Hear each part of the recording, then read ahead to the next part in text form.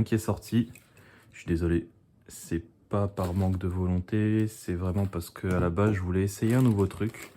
Je me suis dit bon, on est en 2022, tu vas faire les choses bien quand même. T'as des montages qui sont faits sur YouTube. Je suis en train de tout péter. T'as des gens qui font des montages sur YouTube. Regarde-toi, t'es en train de tout tourner d'un coup, espèce de has-been. Je fais ouais, je peux faire des montages aussi, ouais. Et ben non. Non, parce qu'il y a des problèmes, parce que le format du logiciel de montage, il est pas le même, et du coup, mon logiciel de montage que je paye pas n'accepte pas ce format, et du coup, ça fait n'importe quoi, et ça a ça a mis le bordel, quoi, ça a tout décalé, et c'est pas cool. Donc, allez, je me suis motivé. Du coup, on va parler du Vulp en one shot, voilà. Alors, Vulp, si vous savez pas, couteau qui a 74 € chez nous sur Amazon. Je l'ai vu, il était plus disponible la dernière fois que j'ai regardé, c'était il y a quelques jours. Je pense qu'il est revenu. Peut-être pas, j'en sais rien. Je l'ai payé 60 parce que je l'ai acheté au premier batch. Première fois qu'ils l'ont fait sur le site Nabalis. Il a été envoyé depuis la Chine et je crois que c'est en accéléré qu'il a été envoyé. Et du coup, moi je l'ai payé 60 parce qu'ils n'avaient pas en fait les bons calculs avec les taxes. Donc je l'ai eu moins cher. Ce qui est cool en vrai. Pour moi quoi, pas pour vous parce que du coup, malheureusement, bah, il a 75 €. 74 quoi sur Amazon, on peut pas l'avoir moins cher. C'est pas possible sauf si c'est un revendeur qui vous le revend. Et du coup, qu'est-ce qu'on a pour ce prix-là? Alors, déjà, on a un couteau qui est manche aluminium, une lame... je sais même pas si elle est renforcée, j'ai pas regardé, je suis désolé, j'ai pas relu les trucs, je me suis pas fait un cours en fait sur le couteau, mais ça doit être un stainless steel genre 420 ou un truc assez classique, ou des deux, j'en sais rien. On a des manches en 60-61, aluminium, discutable. Je vais parler un peu après pourquoi avec ce couteau-là. D'ailleurs, j'en ai sorti plusieurs, donc ça c'est le rep. Bon, ça, on s'en fout, mais je vais le comparer après. Pourquoi en fait 60-61 est discutable? Parce que le bruit.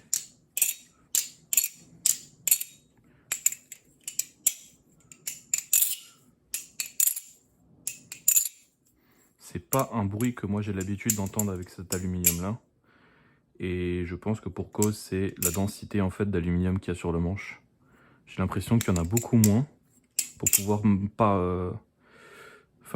pouvoir pardon, maintenir les objectifs qu'ils avaient, donc d'avoir un équilibre plutôt neutre avec un poil plus de poids sur les manches. Je pense que c'est à cause de ça, mais je peux pas en être sûr. Mais du coup, c'est assez bizarre en main, ça fait un peu cheap. Au niveau du son, moi, ça me paraît comme si c'est un clone pour le coup. C'est un peu con, mais c'est un truc chinois. Ça fait beaucoup de bruit, ça vibre beaucoup, et ça fait léger en main, ça fait un peu... on a un peu la sensation que le couteau, il va tomber, il va se péter, mais en fait, pas du tout, c'est assez solide.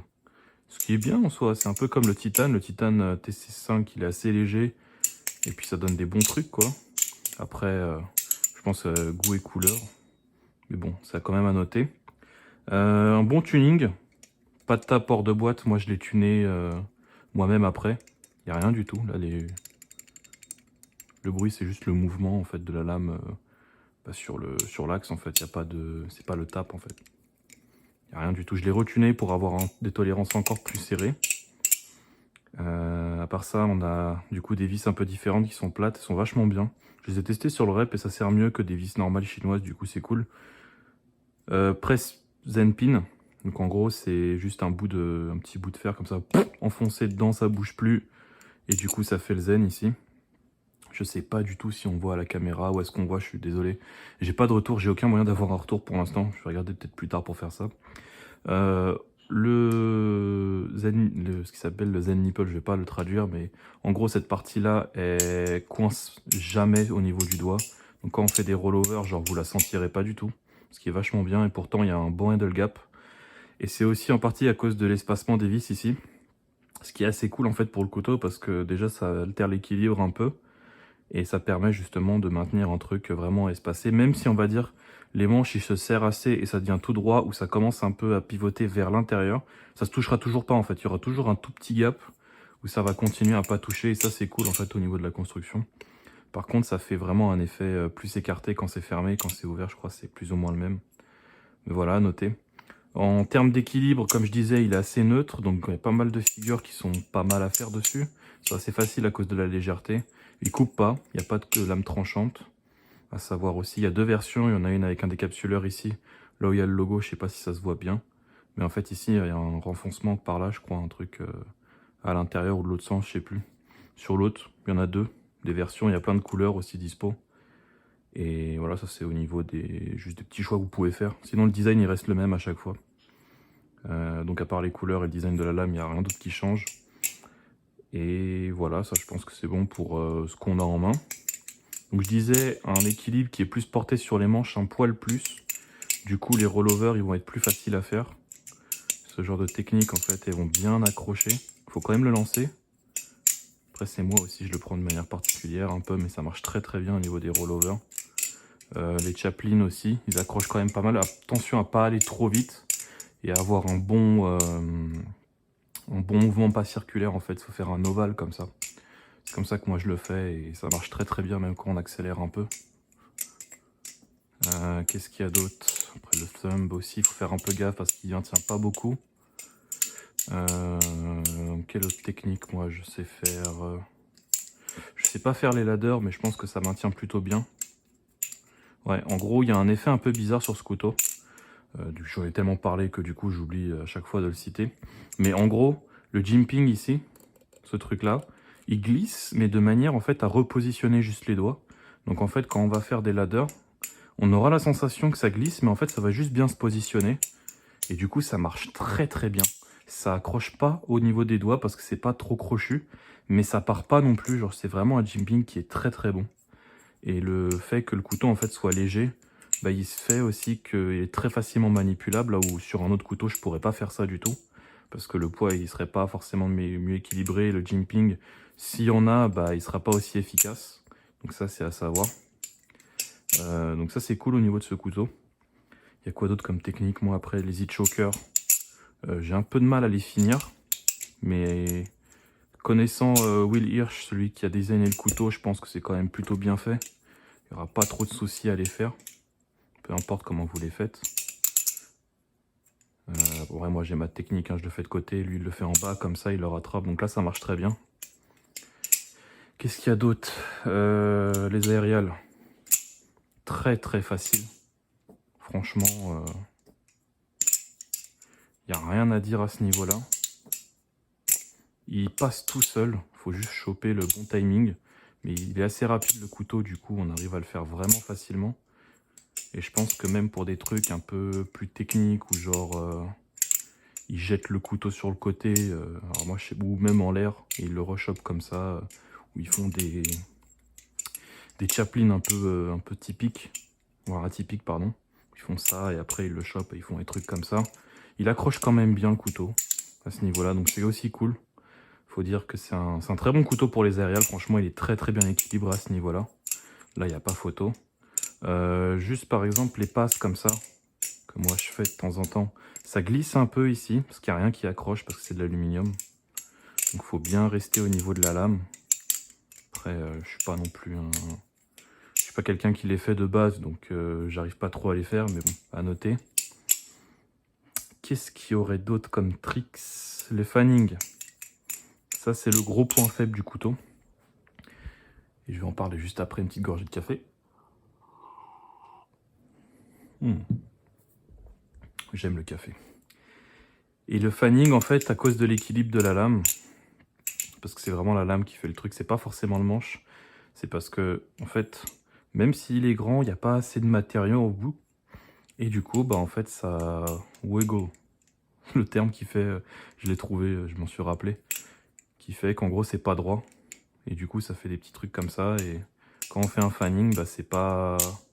C'est ni agréable, ni bon le couteau pour le faire. Donc toutes les techniques qui demandent en fait à avoir l'équilibre que le couteau doit avoir au niveau du fanning, va pas être ouf. Par contre, les fanning comme ça, retournés, vu que c'est nous qui maîtrisons avec la paume, ça passe. Franchement, ça passe. Si on fait pas longtemps, hop, ça se place bien. Mais sinon, les fans normales, quoi, comme ça, pas forcément très agréable. Du coup, bah, pour moi, c'est un grand non à cause de ça, mais bon, c'est juste mon avis personnel. De manière générale, c'est un très très bon couteau, vraiment. Il est léger, donc il conviendra autant à des pros, enfin, entre guillemets des pros, des gens un peu plus expérimentés que des gens débutants, voire très expérimentés, et des gens débutants.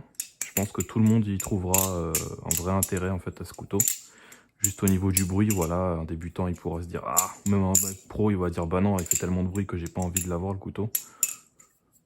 Mais bon, après chacun choisit ce qu'il préfère. Et du coup, je pense enchaîner directement sur... parce que ça, c'était, on va dire, les côtés généraux, les bons côtés aussi. Au niveau de l'équilibre, c'est ce qui est le plus important, je trouve, dans un couteau. Et je pense que, à part le bruit, il y a quand même des trucs à noter au niveau du prix. Parce que ça, aussi... comment dire? Ça a été très très peu abordé. Mais ce couteau, ça reste un couteau chinois. Nabali, c'est une marque taïwanaise, peut-être, ou chinoise, je sais plus c'est laquelle. Mais en gros, alors si je me trompe pas, hein, c'est une marque chinoise et ça a été fabriqué par une société qui fait, qui est une usine, hein, qui fait des couteaux chinois. Alors je sais pas si c'est des clones ou des trucs non clonés, mais à mon avis, ils font les deux et du coup ils s'en foutent, ils font juste ce que les gens demandent. Et bah vu que c'est fait par des Chinois, je suis obligé de parler d'autres couteaux qui sont faits par des Chinois. Enfin, je dis des Chinois, mais c'est pas les Chinois, hein. Je suis pas en train de catégoriser voilà, les gens qui font les couteaux, mais c'est plus par rapport à ce qu'on a d'autre et aussi ce qu'on peut avoir par rapport au prix, parce que, comme j'ai dit, c'est 74 € ce couteau. Et si on cherche autre chose, bah, on peut avoir soit ça, soit ça. En sachant que j'ai pris les deux, pourquoi? Parce que là, on a un non cloné, et là, on a un clone. Donc en fait, on a les deux mondes. Original design et non original, du coup, un truc copié. Et je pense que je vais aborder d'abord celui-là, tiens, l'original, parce que c'est, on va dire, le... Tiens, faut que je le resserre. C'est le meilleur des mondes, on va dire. Parce que bah, les gens vont pas pleurer. Ouais, hein, tu supportes les compagnies qui font des clones et tout? Ouais, bah non, ça marche pas comme ça, en fait. Parce que du coup, le Nabalis, ça va être un truc qui est pas forcément controversé, mais qui peut être controversé parce que c'est fait par, je pense, les mêmes firmes qui font cela, les mêmes qui font cela. Donc au final... Nous, en France, ça serait bien qu'on ait cette mentalité, qu'on garde cette mentalité plutôt, parce que je trouve que c'est assez cool. Nous, on a décidé que l'argent passe au-delà de l'éthique pour l'instant, ou en tout cas pour la majorité des gens qui ont des couteaux pour faire du flipping, et je trouve que c'est vachement bien parce qu'on se centralise vraiment sur ce qui est important, bah, l'expérience en fait. Qu'est-ce qu'on aime? Le design et l'expérience de flipping. Donc pourquoi est-ce qu'on va s'embêter à chercher des dramas là où, bah, en fait... si on regarde de manière générale, c'est un peu partout pareil. Parce que quand on l'a en main, le couteau, que ce soit un clone ou pas, bah, c'est l'expérience qui va prévaloir, hein. C'est pas le prix, c'est pas les matériaux. En disant les matériaux, je pense à si c'est un truc premium ou pas. Enfin, voilà. Donc pour revenir au sujet, on peut avoir ça. Et pourquoi en fait j'ai sorti ces deux-là? L'Alien, c'est pour moi le meilleur clone. Je vais le resserrer. C'est pour moi le meilleur clone qu'on peut avoir pour le prix. Et ça, je l'ai vraiment compris bah, très récemment, en fait, en refaisant un peu de flipping dessus. C'est pas du T8. Parce que j'ai été impressionné, en fait, à quel point, en m'améliorant, j'ai pu découvrir vraiment à quel point le couteau est bon. Et il est vraiment, vraiment, vraiment très bon, ce couteau. Surtout quand on est bon, quand on devient bon. Et je pense que même un débutant, il saura l'apprécier à sa juste valeur. Il fait absolument tout de bien, ce couteau. C'est un truc de malade. Et j'ai même des remords à essayer de le vendre parce que le truc est, à part le design, qui me révulse un peu, mais il est incroyable, le couteau. Il est silencieux. Je l'ai trop serré. Je l'ai trop serré. C'est bizarre parce que les trucs sont oversized et ça devrait pas faire ça, normalement. Ouais, ok. Je pourrais peut-être essayer de le retuner, je sais pas. Ouais. Donc il y a un truc, j'ai essayé de trop le serrer, et du coup, quand je l'ai poncé, ça fait ça. Ouais, le problème, c'est... Ouais. Je voulais pas tape, quoi, et du coup, ça fait ça. Ok. Donc, je disais, ce couteau-là, il fait tout. il fait absolument tout ce que vous voulez et il le fait bien. Il fait des rollovers, il fait du fanning, il fait des aérials, il fait des ladders même. Et c'est ça qui est impressionnant, il n'y a pas de jimping et à cause de sa forme en fait comme ça, où c'est fin ici, où ça devient plus épais après, les ladders sont vachement faciles à placer et c'est pas forcément le truc qui accroche le mieux, mais il les fait très très bien. Les aérials, il les fait aussi bien que le Nabalis, alors qu'il a une forme vraiment très spécifique. J'avais parlé du fanning, les rollovers, je l'ai dit, les chaplin, ça accroche tout seul, il n'y a aucun problème. Que ce soit sur le pouce, j'ai plus l'habitude, que ce soit sur le pouce ou sur le doigt normal, ça accroche très très très bien. Au niveau du tuning, c'est là où ça va être le point noir du couteau. Je pense que c'est son seul défaut en fait. C'est que le tuning va être très compliqué à arriver en no-tap. Déjà le bruit, ici il y a deux défauts, il y a le bruit. Je sais pas si c'est... Non, c'est pas le scotch qui fait ça, normalement j'ai bien... Mais en gros, il n'a pas les caractéristiques d'un vrai couteau aluminium qu'on peut trouver sur des clones ou sur d'autres. Il fait quasiment pas de bruit. Plus il est tuné, et moins il va faire de bruit. Quand je dis tuné, c'est plus il va être avec des tolérances serrées. Et du coup, le no-tap, il est très très compliqué à avoir parce qu'il faut avoir vraiment des tolérances parfaites entre le trop serré et le pas assez. Faut avoir... C'est limite... c'est un coup de poker en fait. Ici, quand je fais le mouvement là, pour voir s'il y a du tap, je sens qu'il y a une résistance, mais c'est vraiment à la limite du manche et c'est vraiment le gros défaut du couteau. Parce que je pense que sur le temps, il va quand même développer du tap. Mais si n'importe qui, monsieur tout le monde peut s'habituer à ça, et du fait qu'il n'est pas bruyant, si ça vous arrange qu'il n'est pas bruyant, franchement ce couteau il est incroyable. C'est même pas un clone, donc les gens peuvent pas chouiner. Ils vont juste dire ouais gna gna, il a été fait par des usines chinoises, pareil. Pour moi ça a été fait, limite, il y a moyen que ça a été fait sur la même usine qui a fait celui-là. Donc il n'y a pas d'excuse. Et en plus, la grande force de celui-là, il est vendu sur Amazon, donc il peut être plus disponible. Mais 74 €, 50. 50 €, vous avez le meilleur le meilleur couteau aluminium que vous pouvez avoir sur le marché. Il n'y en a aucun autre et on peut me dire ce qu'on veut. Je suis désolé, j'avais le Falcon, je l'ai revendu, j'avais la lame d'entraînement, c'était la meilleure. Celle-ci, c'est le Liveblade, apparemment le meilleur. Il explose pour moi le Falcon. Pour moi, c'est une facilité de flipping. Il faudrait que je le reflippe à la limite le Falcon pour avoir un vrai avis définitif. Parce que mon niveau a évolué avec le temps. Mais celui-là, il est largement plus impressionnant que ce que j'avais comme expérience sur le Falcon. Et pourtant, je l'aimais pas. Hein. Je l'aimais pas du tout. C'est pour ça que je voulais le vendre. Et bah là, j'hésite en fait du coup. Parce que je l'ai super bien tuné. Il y a des manches de couleurs différentes que moi j'ai demandé et qui sont pas en vente comme ça. Bon, je pourrais le désaffûter, mais voilà. J'ai fait un assez bon tuning. Il flippe super bien. Il est silencieux. J'adore les couteaux silencieux. Et voilà quoi, en fait il est juste génial ce couteau. Il fait tout, comme j'ai dit il fait tout. Le seul problème c'est le tuning et le son, pour certains. Et à la limite moi ce que je pourrais dire aussi c'est par exemple les paraboliques sont un peu bizarres. Genre c'est ça, quand je le jette, les manches ils sont pas non plus... ils se mettent pas fermés comme sur d'autres couteaux ils pourraient genre. Parce que si je prends par exemple le rep, les paraboliques ils sont super dessus. Hop, voilà, ça se fait direct. Magnifique, ça se place, ça vient dans la main tout seul, c'est super. Alors que celui-là, bah, faut un peu le jeter en l'air et attendre qu'il retombe bien. Et du coup, bah, je dirais c'est un peu le seul défaut, mais c'est largement... on peut largement s'adapter en fait à ça. Même le behind the 8 ball il est plus facile que sur mon rep. Quoi. Limite, il fout le somme ce couteau tellement il est bien. 50-55 €. Hein. Franchement, rien à dire. À part le design un peu bizarre, moi j'en ai rien à dire. Et encore, plus je l'utilise et plus je l'aime bien ce couteau en fait. Vraiment, pour moi il bat le Vulp partout. Alors que le Vulp est déjà très bien, hein, mais il bat le Vulp partout, surtout qu'il fait du fan. Il fait du fan mieux. Il n'est pas le meilleur pour le fanning, mais il le fait quand même très bien.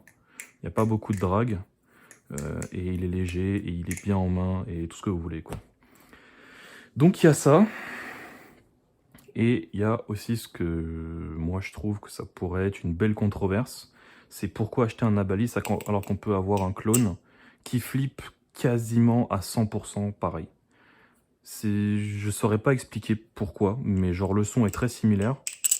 Bon, il n'est pas aussi bruyant là.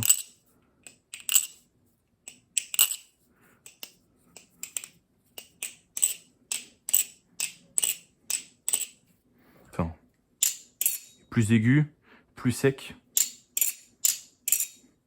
Mais celui-là, il n'est pas lubrifié, il fait le même bruit, hein, quasiment.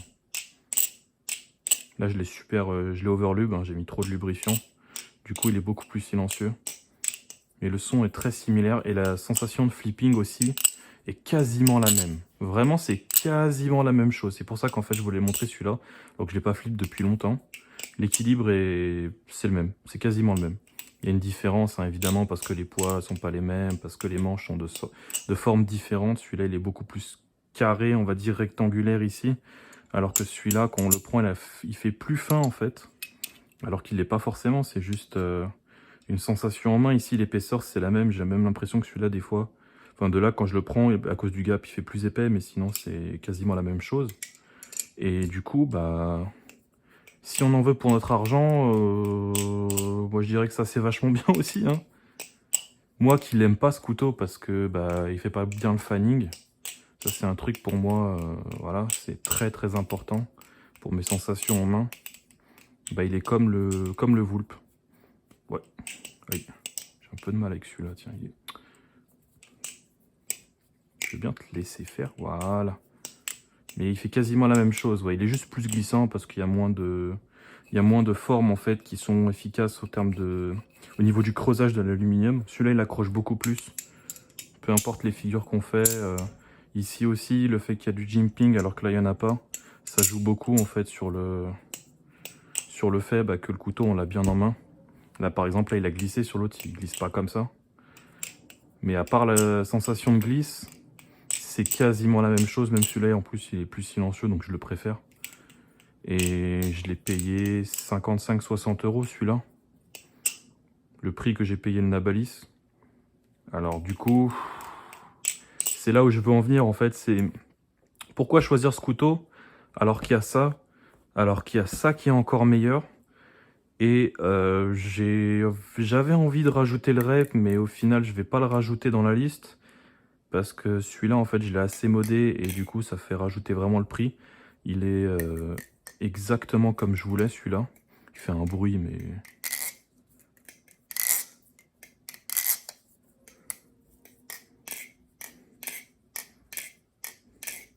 que j'adore. Le bruit je l'adore vraiment. Même en main, genre le poids, ce que j'aimais pas avant, au final, c'est un poids super. J'ai juste refait les... J'en ai foiré un, encore une fois. Hein. J'arrête pas de les foirer, les spacers. J'arrive pas à les faire parfaitement parce que j'ai la flemme de passer beaucoup de temps. Mais j'ai refait des spacers et voilà. Le truc, il flippe super bien. Il a exactement l'équilibre que je veux. Il fait exactement ce que je veux quand je veux. Et ouais. Et ça, à la base, ça coûte le même prix que le Navalis quasiment de base. Pourquoi je ne l'ai pas rajouté? Parce qu'il y a des vis, des washers de custom que j'ai racheté qui m'ont coûté 20 €, mais j'ai eu de la chance parce que j'ai pas payé énormément, enfin 17 et quelques. Parce que j'ai fait des spacers différents, du coup bah, ça change l'équilibre un poil et ça le rend meilleur je trouve. Et parce que bah, j'y ai passé beaucoup de temps et moi j'ai fait un peu de... pas de la recherche, mais en gros... j'ai essayé de trouver le meilleur équilibre, de faire du tuning sur les bushings du mieux que je pouvais, de faire en sorte que quand je serre à fond, ça serre pas trop, mais qu'il n'y ait pas de tape. C'est ultra dur à faire sur un rep. En plus, j'ai rajouté des petits trucs en plastique ici. Enfin, voilà. Et tout ça cumulé, ça fait que ce couteau, il vaut plus de 100 €, donc j'ai pas l'envie de rajouter dans la liste. Du coup, Nabalis, pour conclure un peu sur les termes, très bien. Il flippe super bien. Il fait pas mal de tricks facilement, pas trop dur. Mais il y a la question du prix qui se pose du coup, parce que nous, on est beaucoup plus sur qu'est-ce qu'on a pour notre argent que d'avoir la moralité ou d'avoir un truc, entre guillemets, qui vaut beaucoup, mais qui du coup se justifie par son prix. Et à la fin, moi, ce que j'en dirais, c'est ce couteau-là, il est très bien. Celui-là est là assez similaire, donc si vous voulez tester, si vous avez l'occasion de tester un OG4 d'Armshark, pardon, bah, il est très bien aussi pour son prix. Je dirais même que c'est la même expérience, donc vous perdez rien à essayer. Et si vous voulez mettre moins cher, bah il y a mieux. Voilà, l'Alien. Même le Falcon, je peux le recommander par rapport au Nabalis. Je pense qu'il ferait un bon concurrent direct. Et bah, en même temps, vu que c'est pas des clones, bah, éthiquement parlant, on va dire qu'on rentre dans les cases. Et en termes d'argent, bah, on en a pour son argent, vraiment. Le seul truc, c'est qu'il faudra attendre un mois pour les deux. Celui-là, on peut l'avoir en 3 jours s'il est dispo. À vous de choisir au final. Et mon avis perso, c'est que le Navalis, il vaut pas le coup. Avec tout ce que j'ai cherché par rapport aux équilibres que moi je préfère, et même pour un débutant, alors que le couteau est très bien, je pense que pour l'argent, on peut avoir mieux. Mais si vous avez de l'argent à mettre et vous voulez pas vous embêter, bah achetez-le. Parce que vraiment, c'est un couteau qui est très très bon, autant pour les débutants que pour les gens avancés. Et je pense que j'ai tout dit. À savoir que si on veut tuner les vis aussi, ça j'en ai pas parlé, mais c'est des vis qui sont similaires à celles du rep, pardon, mais elles sont pas compatibles. J'ai essayé de visser ces vis là dedans. Sur ce truc là, ça passe pas sur les vraies vis. Sur les clones, il y a que la vis qui passe, mais le pivot il passe pas en fait dans le trou. Parce que le bushing il est un poil trop petit, trop fin. Donc voilà, c'est peut-être compatible avec un vrai rep, je sais pas, mais avec un clone en tout cas ça passe pas. Donc si jamais vous avez eu envie de vous dire bah je vais changer les vis pour l'améliorer, c'est pas faisable, les vis sont déjà très bien. Et voilà. Voilà. Pour les couleurs, je vous laisse regarder. Le nom c'est Navalis Vulp, V-U-L-P. Normalement il est sur Amazon, essayez amazon.de pour l'Allemagne. Ou Amazon.it, je crois, pour l'Italie, ou des trucs comme ça. En fait, les pays autour de la France, des fois, vous en avez sur Amazon aussi. Vous paierez quasiment le même prix et vous pouvez l'avoir. Je pense que ce sera un peu poil plus cher parce que la livraison sera pas du coup pris en compte par le Prime, je suis pas sûr. Mais il me semble que du coup, vous devrez payer la livraison en plus si vous voulez vraiment et qu'il n'est pas en France. Et voilà. Quant à moi, je pense que j'ai tout dit. J'espère que la vidéo vous a servi. Je l'ai enfin faite. Je vais enfin la poster. Si le téléphone il a merdé, je pense que là je vais péter un câble par contre. Parce que je crois que je suis enregistré en 4K, j'ai pas entendu de bruit quand il a commencé à enregistrer. Et je sais pas si il s'est arrêté entre temps. Donc j'espère. Voilà. Et bah, je vous dis à la prochaine du coup. Je vous dis à la prochaine pour d'autres tests. Moi j'attends encore avoir des sous en vendant des couteaux pour tester le Monarch V2. Que j'ai vraiment envie d'avoir, qui a l'air d'être vraiment bien. Et peut-être d'autres couteaux aussi. Je l'ai pas dit hein, sur la vidéo, mais il y a des trucs de remplacement, il y a du lock-tit, mais c'est pas vraiment nécessaire. Voilà. Vous en avez pas besoin, parce que le couteau est très bien sans. Donc si vous voulez pas faire du tuning ou quoi, c'est un très bon couteau pour ça aussi. Voilà, c'est tout. Amusez-vous bien et à la prochaine.